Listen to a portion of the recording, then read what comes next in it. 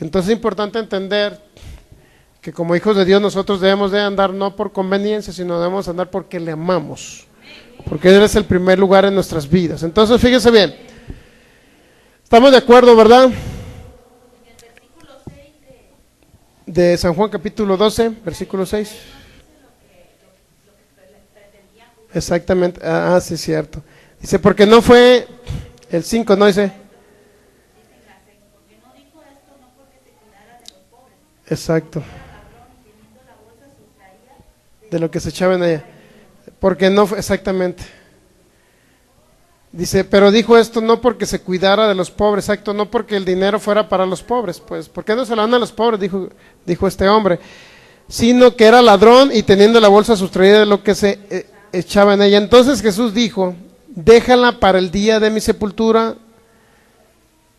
ha guardado, dice, déjala, o sea, deja a María, para el día de mi sepultura ha guardado esto, porque a los pobres siempre los tendréis con vosotros, mas a mí no me tendréis. ¿Qué fue lo que dijo Jesús? En el versículo 7, en el 8 dice, porque a los pobres siempre los tendréis con vosotros, mas a mí no siempre me tendréis. ¿Qué quiso decir Jesús con eso? ¿Qué quiso decir que a los pobres siempre los tendréis con vosotros? ¿Que nosotros tenemos que ser pobres? No quiso decir eso, que siempre a los pobres los tendréis entre vosotros. Eso, lo que quiso decir Jesús es que siempre iba a haber incrédulos entre vosotros. Eso quiso decir. Es decir, muchos van a seguir siendo pobres porque no se han acercado a Jesús.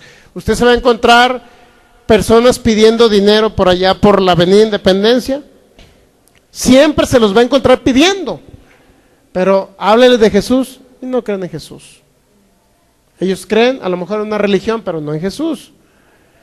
Siempre se va a encontrar allá por Federalismo y Juárez pidiendo gente dinero. ¿Por qué cree?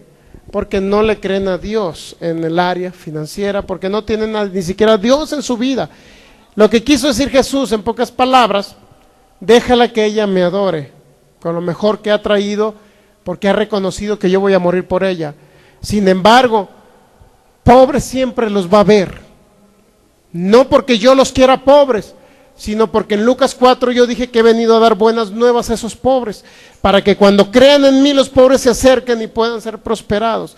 Pero pobres siempre va a haber en el mundo, siempre va a haber allá en África, gente que se está muriendo de hambre. ¿Por qué cree? Porque están adorando a lo mejor a otro Dios. Sin embargo, sabía que el evangelio está en África de una manera impresionante.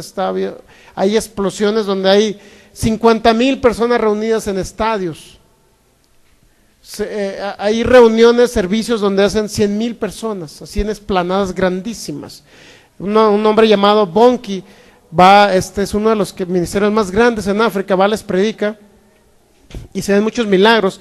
Nuestros hermanos africanos allá y las personas que están ahí van, reciben a Jesús, nacen de nuevo, pero todavía hay mucho por allá que no le cree a Jesús. Mucho africano que no le cree a Jesús y por eso hay mucha hambre también. Pero los que reciben a Jesús, ¿qué cree? Hay testimonios vivientes en el África de que independientemente que la comunidad no tenga que comer, ellos siempre tienen que comer. Hay testimonios ahí en África, esos. Créalo que hay testimonios en África. O sea, no todos los hijos de Dios, porque viven en África, están pasando hambres. No. Independientemente de que el país no sea un país próspero. ¿Me entiende? Entonces, fíjese bien. Jesús lo que quiso decir es que siempre va a haber personas que no le crean. Eso es lo que dijo. Es decir, siempre va a haber pobres. ¿Por qué? Porque no le creen a Jesús. Es todo. No porque Jesús dijo que entre sus hijos, entre su pueblo, iba a haber gente pobre porque no le iba a ir bien, porque unos a lo mejor iban a ser ricos y a otros también. Depende de la suerte. Un cristiano, un hijo de Dios, depende de su suerte, le va a ir bien, y a otro hijo de Dios depende de su suerte, le va a ir mal. No quiso decir eso Jesús. Quiso decir que iba a haber personas que no le creían. En pocas palabras, eso es lo que quiso decir. A los pobres siempre los vas a ver en la calle, lo que quiso decir Jesús.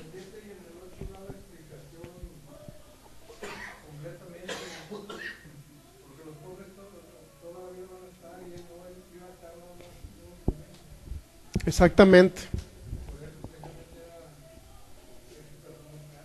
Exactamente. Pero también se puede aplicar actualmente en el diezmo. Es mejor que se lo ofrendes al Señor o que se lo des a los pobres. Para mí es mejor. También está aplicado exactamente eso. Es decir, está aplicado a lo mismo. Está aplicado exactamente a lo mismo porque, fíjese bien, es importante entender que Jesús ya sabían parte de sus discípulos que él sí iba a ir, ¿no? ¿Sí o no? Pero esta mujer había preparado lo mejor para Jesús, en pocas palabras. Pero la idea esencial no era entender que siempre iba a haber enfermos porque Jesús iba a ir, sino la idea principal es entender que él iba a partir. Independientemente que le dieran ese dinero a los pobres, iban a continuar siendo muchos pobres, en pocas palabras. Pero el problema es entender quiénes iban a continuar siendo pobres. ¿La descendencia de Abraham? No. Dice que nosotros somos descendientes de Abraham según la carne, no según el espíritu. Según el espíritu somos descendientes de Dios, ¿verdad? Pero si los descendientes de Abraham, dice que por la fe somos descendientes de Abraham, y las promesas que Dios le dio a Abraham también son para él y para su descendencia, eso dice la Biblia. Es decir, los pobres que se refería a Jesús no se refería a los que venían de una descendencia de Abraham, sino se refería a los que no iban a ser de la descendencia de Abraham, es decir, los que no iban a actuar como Abraham, los que no iban a creerle a Dios como le creyó a Abraham. Sí sabe que a Abraham se le llama el padre de la fe, ¿verdad? Entonces fue un hombre que le creyó a Dios en todas las áreas. Entonces cuando Jesús se refería a pobre, no se refería a que, bueno, si Abraham fue próspero, pero los descendientes de Abraham van a seguir siendo pobres. No se refería a que los descendientes de Abraham iban a seguir siendo pobres. No se refería a que esos descendientes iban a ser pobres. No se refería a eso, créalo que no se refería. Definitivamente no. Sin embargo, dijo: a los pobres siempre los tendréis. La pregunta es en Lucas capítulo 4, cuando Jesús dijo: yo he venido a dar buenas nuevas a los pobres. Vamos a Lucas 4, ¿verdad? ¿Cuál era la buena nueva para un pobre? ¿Cuál será una buena nueva para un pobre? Lucas capítulo 4, versículo 18. El Espíritu del Señor está sobre mí, por cuanto me he ungido para dar buenas nuevas a los pobres. ¿Cuál cree que sea? ¿Por qué? Porque ella dice que los pobres los iban a tener siempre. Y porque acá dice, y porque Jesús acá dice que Él ha venido a traer buenas nuevas a los pobres. ¿Usted cree que la frase cuando Jesús dijo: oye, ese perfume no, lo hizo esta mujer para ofrecérmelo a mí? Y de repente acá está diciendo, y ella dijo, a los pobres los van a tener siempre. Ese dinero no les hubiera servido a los pobres porque los iban a tener siempre. Y de repente acá dice: oye, yo he venido a dar buenas nuevas a los pobres. La frase correcta, ¿cuál sería una buena nueva para un pobre? ¿Decir que Jesús dijo que siempre los pobres se los iba a ver entre ustedes? Esa es la pregunta. ¿Cuál sería una buena nueva para un pobre? ¿Cuál es una buena nueva para un enfermo? Dígame usted. ¿Sí o no es una buena nueva? Es una buena noticia para un enfermo que va a sanar. Para un pobre, ¿cuál es una buena noticia? ¿Que va a seguir siendo pobre? No. Y Jesús vino a darle esa buena nueva. No vino, o sea, la frase clásica, bueno, esta frase que vimos ahorita, que es una frase que también clásica: a los pobres siempre los tendré entre vosotros. ¿Se referirá al pueblo de Dios? Esa es la pregunta. ¿Se referirá al pueblo de Dios? ¿A la descendencia de Abraham? ¿O a quién vino Él a traer las buenas nuevas, Jesús? A todo el mundo, ¿verdad? Para que todo el mundo se haga descendencia de Abraham y pueda vivir y disfrutar eso que le dijo Dios: esta tierra te la daré a ti y a tu descendencia. Bienes materiales. Correcto. Sí, es importante entender la Biblia, ¿no? Si Jesús vino a dar buenas nuevas, no era para decir, imagínense, hermanos, pues les tengo una buena noticia, hermanos. Jesús dijo que siempre ustedes iban a estar pobres ante la vida, porque el perfume de aquella mujer ni siquiera se lo quiso dar a los pobres, porque Jesús dijo: ¿para qué se los doy? Si de todos, aunque se los dé, van a estar pobres. Y era para ustedes, hermanos, esa palabra. ¿Verdad que no era para ustedes? El de Lucas capítulo 4, versículo 18, dijo Jesús: el Espíritu del Señor está sobre mí. ¿Qué significa? Si el Espíritu del Señor estuvo sobre Jesús para dar buenas nuevas a un pobre, y ahora el Espíritu de Dios viene sobre usted, imagínese el poder de Dios para crear, como dice Deuteronomio capítulo 8, para hacer las riquezas. Él te da el poder para hacer las riquezas. Eso dice Deuteronomio 8. Pero el pastor, ¿qué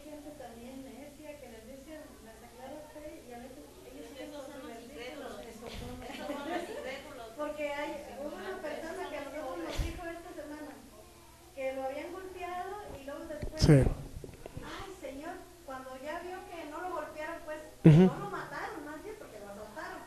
Dice, Señor, ¿qué milagro has hecho de mí? Que pues era poco lo que había sufrido a comparación de él, de Dios. Pero ya lo tomó después como un milagro que no lo hayan golpeado más. Pues fue una protección divina más bien, ¿no? Fue la protección de Dios que siempre está alrededor de un hijo de Dios, ¿no? O sea, Pero, que estuvo bien eso, que lo hayan, o sea, que lo hayan asaltado.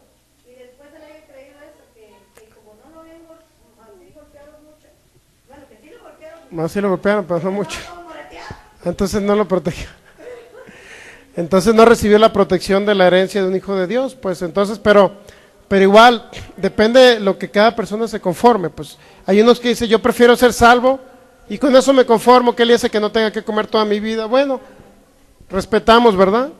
Y él dice, bueno, que él dice que sea salvo, que me vaya al cielo, pero que esté enfermo, pues ahí que me la lleve con una enfermedad crónica toda la vida, no importa, hasta que me vaya con Dios, bueno, lo respetamos, y no quiere sanar, igual el que no quiere prosperar también respetamos la decisión, ¿verdad? Pero lo que sí vamos a ver manifestado es que lo que sí creemos su palabra y la creemos, que no nada más él vino a pagar por el pecado, sino por la enfermedad y por la pobreza, entonces vamos a disfrutar de ese beneficio de la herencia. Es importante entender, pues, si alguien no quiere disfrutar la herencia, pues respetamos, y en un momento dado, iba a decir, lo cafeteamos, pero no, está muy feo, ¿eh? Cada quien disfruta. Si alguien no quiere disfrutar la sanidad, ¿qué va a pasar? No, es que si ya la sanidad no es para este tiempo, fue para el primer siglo, primeros 100 años, porque hay mucho cristiano que cree que la sanidad fue para los primeros 100 años. ¿Qué va a pasar? Pues nos vamos a enterar un día que se fue de esta tierra, se fue al cielo, sí, está con Cristo, sí, está en un mejor lugar, sí, está disfrutando el paraíso, sí, pero la tierra no lo disfrutó. ¿Estamos de acuerdo? O sea, está en una mejor posición, pero qué mejor que en esta tierra podamos disfrutar. ¿Por qué queremos disfrutar larga vida? Para predicar más tiempo el evangelio y más gente se convierta, ¿sí o no?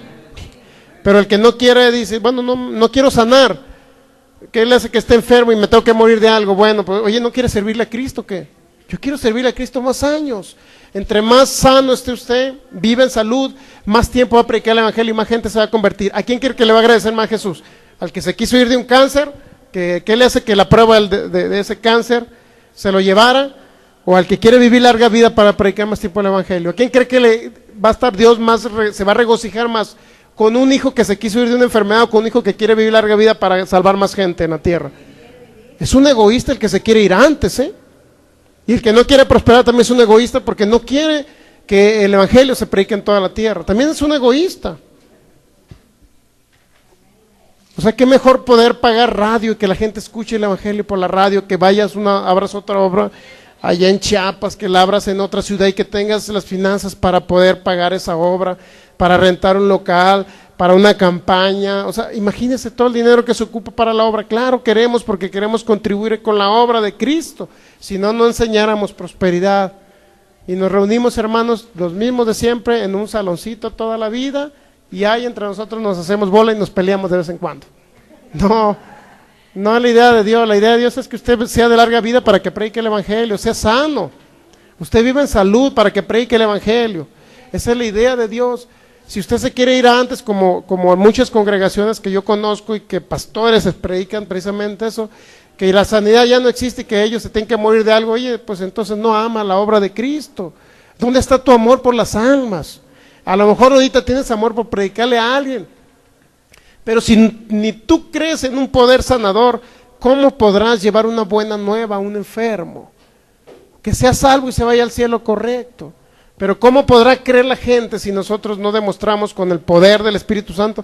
Como dijo Pablo, yo no he venido con palabras persuasivas, yo he venido con demostración de poder del Espíritu Santo, porque lo que tú predicas tiene que respaldarlo un poder superior.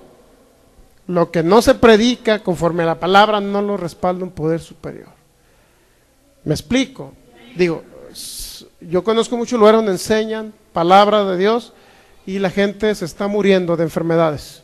Se está muriendo, ¿y qué están enseñando? ¿Por qué no les funciona? ¿Por qué no están enseñando lo más apegado a la palabra? Yo no digo que estoy enseñando al 100, porque hay muchas cosas que no sé, pero me esfuerzo por predicar lo mejor que se puede. por enseñar lo mejor que se pueda, pero de ahí en fuera, por lo menos hemos visto que ninguno de ustedes se ha muerto, ¿verdad? No lo hemos cafeteado, ni se va a ir tampoco, ¿correcto? Eso significa que vamos a vivir en salud y vamos a ir mejorando, su cuerpo va a ir mejorando, de tal manera que se va a hacer visible lo que dice en Proverbios 4, que dice que la palabra es medicina a tu cuerpo. Es decir, va a llegar el momento que ni siquiera te enfermes. Y eso aparentemente representa para muchos una fábula, pero no es una fábula. Es la voluntad de Dios que la palabra sea medicina a tu cuerpo. Y que esa medicina que estás inyectando constantemente permita que ni siquiera los virus te toquen. ¿Me explico? Eso es lo que Dios quiere para la vida de todo creyente. Y que usted sea de larga vida para que sirva para la obra de Dios. Uno que se va a corta edad y se muere y que no cree en sanidad, pues se va y no le sirve a Dios. No le sirve a Dios. Dijeron en Sinaloa, es un inservible. No le servimos a Dios así, ni yo le sirvo así. Si yo me quiero ir antes y yo le enseñar a usted que de algo se tiene que morir, yo no le sirvo a Dios. No le estoy sirviendo en esta tierra. Me explico, no le servimos. Qué mejor, como dicen muchas veces el Salmo, ¿no? Estimada la muerte de aquellos a los que el Señor ama, no recuerdo, o los que aman al Señor. Entonces es valiosa, al contrario. Es costosa la muerte de los que se, dice Dios en ese Salmo. Es costoso cuando alguien se va de la tierra, porque va a ser alguien más que ni siquiera le va a predicar el evangelio a otra persona. O sea, si usted se va antes, pues va a dejar de predicarles a muchos, hasta su propia familia. A lo mejor se va a ir al infierno, porque decir, pues se murió esta, pues no me meto ahí. Me explico. O se murió se murió. Entonces la familia, ¿cómo van a creer? Si se murió estando en el cristianismo, ¿por qué me voy a sacar a esa secta? Tienen razón en decir que es secta, tienen razón. ¿Por qué? Porque el pueblo de Dios, los cristianos, los hijos del Dios viviente no han dado un testimonio viviente de su poder. Y nosotros, créalo que lo vamos a ir dando poco a poco, a lo mejor no de la noche a la mañana, pero cada día vamos a ir viendo que no nos enfermamos. Cada día va a ir viendo la gente que no estamos en los hospitales, ¿me entiende? Eso es la idea de Dios, que el mundo vea que ya no visitamos tanto los hospitales. Hoy, si al rato cada mes yo me inyectaba la ampicilina mentada y la pemprocilina cada mes, ahí tiene la jeringa, ¿me entiende? De repente ya me dolían de tanta inyección, ¿me entiende? Entonces, y ahora no, o sea, tengo años que no me inyecto, que de repente si me quiere agarrar un ataque del diablo como tipo gripa, lo reprendo, a lo mejor duro una semana, se me quita y eso, ¿me entiende? Pero ya no llego a la necesidad de que me duela la garganta. Yo era los que me dolía la garganta cada mes, sufría de dolores de garganta, de que las amígdalas o anginas, como se les llame, o sea, no las soportaba, temperaturas fuertísimas de la infección. Y ahora a lo mejor por ahí me quiere llegar la infección, pero ni siquiera la temperatura me llega, ¿me entiende? Porque la reprendo y se va. Entonces es un proceso de un tiempo en que vamos creciendo en fe y nos vamos enfermando menos. Para que me entienda, ya no compro ampicilina, me la ahorro. Y creo que son yo usaba de esas, no de la penicilina, de la... Se llama ampicilina, pues es más cara porque es para los que no son, es más fuerte, para que me entienda, es a los que no usan la penicilina, pues, no recuerdo, ampicilina y el otro amicacina se llama, entonces me la sé hasta de memoria. Pero fíjese bien, la idea de Dios es que esas medicinas hace tiempo que yo no me inyecto, pues, ¿por qué? A lo mejor posiblemente sí me ataca la gripa, pero ya no llega al nivel que llegaba antes. O sea, no le estoy diciendo que sí, a lo mejor el año pasado me enfermé 2 veces en todo el año, para que me entiendan, 2 veces. Y las 2 veces, gracias a Dios, no ocupé inyecciones. ¿Me explico? Porque a lo mejor ya tengo más tiempo que otros en la fe. Pero si usted tiene menos tiempo en la fe y de repente no se le va y su fe no le alcanza, pues inyéctese. Al siguiente año ya no se va a inyectar a lo mejor, ¿me entiende? Pero es un proceso de fe. La salud divina es un proceso, la sanidad es instantánea a lo mejor, es un proceso de unos días, la sanidad, los milagros es algo instantáneo, un milagro es instantáneo, ¿verdad? Una sanidad es paulatina, ¿me explico? Pero la salud es un proceso, es decir, el no enfermarse es un proceso de tiempo, no de la noche a la mañana, decir ya no me enfermo de nada, no, porque la palabra es medicina a su cuerpo y lleva un tiempo en que va dando su efecto.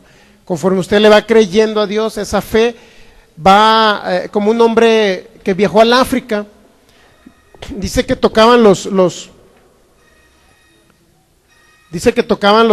virus que estaban matando a la gente en el África. Los virus que estaban matando a la gente en el África. Y esos virus que estaban matando a la gente en el África, a este hombre dijo, bueno, pónganmelos aquí, en la mano. Y ese virus que estaba matando gente, lo analizaban por laboratorio, estaba vivo el virus, se lo pusieron en su mano. ¿Qué cree que pasó con el virus ese?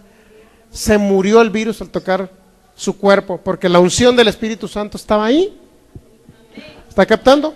Que ni siquiera el virus llega al grado que ni siquiera ese virus de gripa, como se llame, pueda tocar tu cuerpo. Pero es un proceso de tiempo. No es un milagro creativo de Dios, es un proceso de fe. Y eso hay que entenderlo, que la fe se va desarrollando conforme usted va creyéndole a Dios. Se va desarrollando conforme oye la palabra, porque la fe viene por el oír y el oír la palabra, ¿correcto? No nacimos diciendo de la noche a la mañana, ay, desperté con el 100% de fe. No puedo decirlo, porque la fe es un proceso en que vamos oyendo y vamos creyendo lo que está escrito. Entonces, es importante entender, regresando al tema de Jesús, es importante entender que este hombre llamado Judas sustraía de la bolsa, ¿verdad? Y lo que dijo Judas no lo dijo porque realmente bendecir a los pobres, sino era porque le entrara más dinero para sacar dinero de ello. Jesús le contesta, a los pobres siempre los vas a tener. Como diciendo en pocas palabras, Judas, siempre vas a estar ocupando agarrar de ese dinero. Siempre vas a estar ocupando agarrar ese dinero porque siempre vas a estar pobre robándome a mí. Eso es lo que quiso decir Jesús. O sea, ¿por qué robaba? Porque no tenía Judas. ¿Por qué no le robaba a Pedro? Porque Pedro era un empresario que tenía barcos, que los dejó con su padre, a los trabajadores para que laboraran en los barcos de su padre. Entonces, ¿por qué Pedro no le robaba? Porque Pedro recibía lana, porque Pedro tenía dinero. Era un empresario que tenía barcas, era un empresario pesquero, Pedro, no, si bien es cierto que remendaban redes, si bien es cierto que hacían eso porque también trabajaban dentro de sus barcos, y eso lo vamos a demostrar bíblicamente, que cuando ellos siguieron a Jesús, dice que dejaron su empresa o las barcas la dejaron a cargo de sus papás, es decir, los jornaleros que trabajaban para ellos los dejaron a cargo de su papá, y ellos siguieron a Jesús. Entonces fíjese bien, debemos de entender eso bien, que nos quede bien claro que la pobreza no demostramos bíblicamente que es parte de una maldición. ¿Por qué Jesús diría, siempre va a haber gente maldita? Sería correcto, bueno, Jesús se da cuenta de lo que quiso decir, siempre va a haber gente maldita con la pobreza, va a tener la maldición de la pobreza. ¿Pero por qué? Porque si Cristo lo redimió de la maldición, ¿qué significa? Si Cristo lo redimió de la maldición, ¿por qué Jesús le dice que siempre va a haber gente con la maldición de la pobreza? ¿Por qué Él dijo eso? Siempre va a haber gente con la maldición de la pobreza. Eso es lo que quiso decir Jesús, siempre van a tener pobres entre vosotros. Siempre va a haber gente con maldición de pobreza.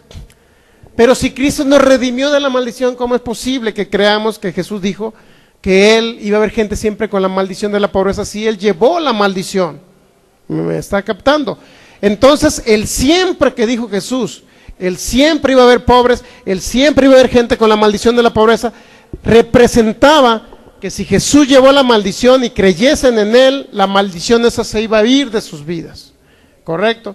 Pero es un proceso, no es de que la noche a la mañana le apareció un costal de billetes en su casa, en el patio de su casa, porque se le cayó un avión de narcos. No es así, es un proceso esto, pero usted debe aceptar la prosperidad como parte del sacrificio de haber llevado Jesús la maldición de la pobreza. Lo tiene que aceptar usted, lo tiene que recibir usted, porque si nosotros no aceptamos la bendición esa, ¿quién cree que la va a disfrutar? Otro que sí la acepte. El regalo de Dios que hay en el cielo con toda bendición espiritual ya lo bendijo allá. Hay paquetes, dice que un hombre, no me recuerdo qué hombre de fe, soñó unos grandes regalos de Dios en paquetes, hace cuenta como fuera un regalo así, un paquete cuadrado grande. En muchos de ellos había bienes materiales, la mayoría. Y dice que este hombre que soñó eso y le dijo, Jesús, ¿por qué están esos regalos, esos paquetes ahí? Y Jesús le dijo, bueno, porque mis hijos en la tierra, muchos de ellos no los han recibido y no creen en ello, por eso todavía están en el cielo, detenidos. Porque no lo creen, no lo reciben, no es de ellos. A pesar, como dijo el apóstol Pablo en Lucas 4, en Gálatas 4, aunque el heredero, mientras el heredero es niño, en nada difiere un esclavo. Aunque es señor de todo, porque todo le pertenece. Fíjense, vamos a Gálatas 4 y con eso terminamos. Gálatas 4. Si Él ya lo dio a usted por señor de todas las cosas, ¿por qué permanecemos todavía en esclavitud de problemas, en este caso financieros? Porque aún, en primer lugar, es un proceso de fe, ¿no? Segundos. Estamos de acuerdo que no se sienta mal que, bueno, en este momento estoy pasando por un problema financiero y el pastor está diciendo que soy un esclavo. No me refiero a eso. Me refiero a que usted debe recibir lo que ya Dios le dio para que deje de ser un esclavo y comience a manifestarse por la fe paulatinamente lo que Dios ya le dio. Gálatas 4, versículo 1. Pero también digo, dice Pablo, entre tanto que el heredero es niño. ¿De quién está hablando? ¿De qué herederos? ¿De quién? Está hablando de usted. De ustedes está hablando. De todos nosotros está hablando. Entre tanto que el heredero es niño, en nada difiere del esclavo. Aunque es señor de todo, fíjense, sino que está bajo tutores y curadores hasta el tiempo señalado por el Padre. ¿Qué significa esto? Que la idea de enseñarle a usted palabra de fe, por decirlo así, a lo mejor Dios me puso por tutor de usted para que me entienda, si a lo mejor se escucha mal. A mí no me gusta decir que mi padre espiritual es Sergio, no, está mal. No me gusta que digan eso, aunque en cierta manera a lo mejor yo les prediqué el evangelio a muchos de ustedes y reciben a Cristo a través de ello, pero no me gusta que me nombren así porque yo creo que Dios es mi padre espiritual y de usted también. Yo solamente soy su guía, así como dice aquí. Soy un curador, un guía, un maestro que le enseño, pues. Dice, sino que está bajo tutores y curadores hasta el tiempo señalado por el Padre. Así también nosotros, cuando éramos niños, estábamos en esclavitud bajo los rudimentos del mundo. Pero cuando vino el cumplimiento del tiempo, Dios envió a su Hijo nacido de mujer, nacido bajo la ley, para que redimiese a los que están bajo la ley, a fin de que recibiesen la adopción de hijos. ¿Quiénes están bajo la ley? Los judíos. Entonces, fíjense bien, por cuanto sois hijos, Dios envió a vuestros corazones el espíritu de su Hijo, el cual clama, Abba Padre. Así que ya, fíjense, por favor, que le quede claro en su mente, en su corazón, en sus huesos, en todo su ser, que le quede claro esto. Gálatas 4, versículo 7. Así que usted ya no es un esclavo, sino usted es un hijo. Y si es un hijo usted es un hijo de Dios, ¿sí o no? Pero dice Pablo, usted ya no es un esclavo. Pero dice también, si usted es un hijo, y si hijo, usted también es heredero de Dios por medio de Cristo. Por eso cuando dice en el versículo 1, pero también digo, entre tanto que el heredero es niño, en nada difiere de un esclavo, aunque es señor de todo. Dios ya le dio todas las cosas, ya los bendijo con toda bendición espiritual, ya todo lo de Dios, hablando en términos generales, lo que es la salvación, lo que es la sanidad, lo que es la salud, lo que es la paz, lo que es la larga vida, lo que es la prosperidad financiera, todo ya se lo dio, le pertenece de usted. Pero mientras sigamos siendo esclavos, es decir, esclavos significa que todavía somos niños y vamos empezando en Cristo.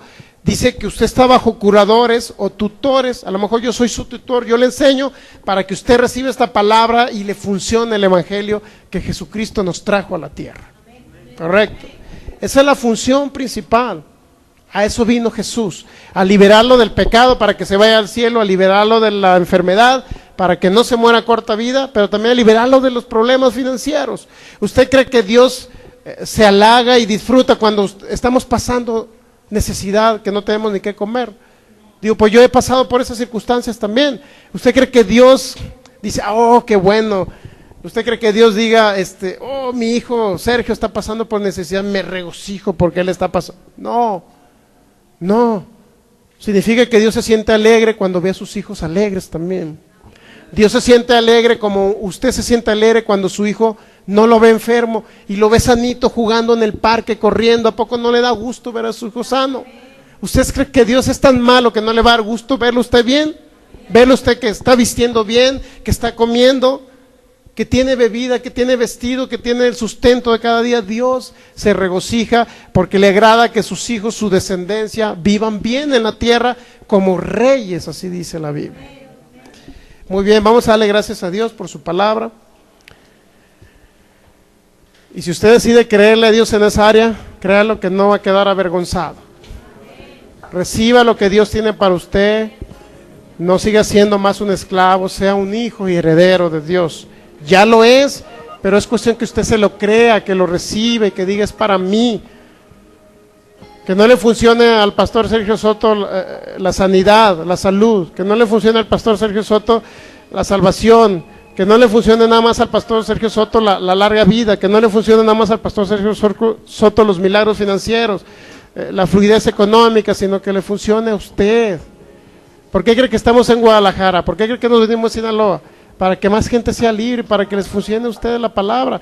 Que no nada más nosotros pudiéramos estar en Sinaloa muy bendecidos allá. No estar pasando por circunstancias a veces de estar en otros lugares, en otras ciudades, haciendo otras cosas en lugares a lo mejor que originalmente no nos gustaba. Nos venimos a otro lugar para que más gente sea bendecida y reciba lo que nosotros hemos recibido y hemos creído. Es que dele gracias a Dios. Gracias, te damos, Padre. Gracias por tu palabra. Te damos gracias, Señor, porque eres un Dios que siempre te manifiestas. En cada circunstancia, en cada situación, tú hayas estado obrando de una manera milagrosa. Jesús, te doy gracias porque hoy hemos entendido, Señor, aún más, de acuerdo a tu palabra, que tú eras un hombre, Señor, que manejaba, Señor, finanzas, Señor, que manejaba economía, que enviaba a sus discípulos a comprar alimentos, Señor, hasta teniendo la capacidad así para alimentar a más de 5,000 personas, con sus esposas, con sus hijos. Señor, te doy gracias. Gracias porque así como tú obraste de una manera milagrosa también, Señor, en ese tiempo, yo sé que mientras el alimento, Señor, mientras el sustento no llegue a través de una bendición económica, va a llegar a través de los milagros que tú hagas en mi vida. Como alimentaste a 5,000, no los dejaste hambrientos, Señor. Así también yo creo, declaro sobre mi vida que yo también, Señor, no padeceré hambre, ni mi descendencia, Señor, ni mi familia. En el nombre de Jesús, Padre, te doy gracias porque tú nos has sustentado con el poder de tu palabra, con el poder de tu Espíritu. Tú has obrado sobre nuestras vidas, Señor. Recibimos, Señor, la herencia. Díselo con tus propias palabras ahí al Señor. Dile, yo recibo la bendición de esa herencia en Cristo Jesús. La salvación, la sanidad, la salud, la larga vida, la prosperidad económica y todo lo que tú me has dado, yo lo recibo, Señor, lo creo que es para este tiempo. Yo creo, Señor, que también, así como Abraham fue próspero, así como Jesús siempre tuvo el sustento diario, Señor, yo también tengo el sustento también, Señor, de vestido, de bebida, de alimento, de casa, Señor. Así como tú, Jesucristo, también tenías una casa, Señor, donde cabían multitudes. Yo creo que en este tiempo yo también puedo tener eso en el nombre de Jesús. Yo te doy gracias, Jesucristo. Gracias por tu amor. Gracias porque pagaste el precio llevando esa perra maldición de la pobreza. Yo la rechazo sobre mi vida en el nombre de Jesús, porque no me pertenece, porque no es mía. En el nombre de Jesús, yo reprendo a ese devorador, al que roba las finanzas. Yo te ato, Satanás, en el nombre de Jesús, y te prohíbo que sigas obstaculizando mi bendición financiera, en el nombre de Jesús, porque es mía, me pertenece, porque mi Padre Celestial me lo ha dejado como herencia, porque yo soy su hijo, en el nombre de Jesús, y yo decido apropiarme de esa herencia a través de la fe en Cristo Jesús. Gracias, Señor. Si usted decide creerle a Dios y sembrar en su reino,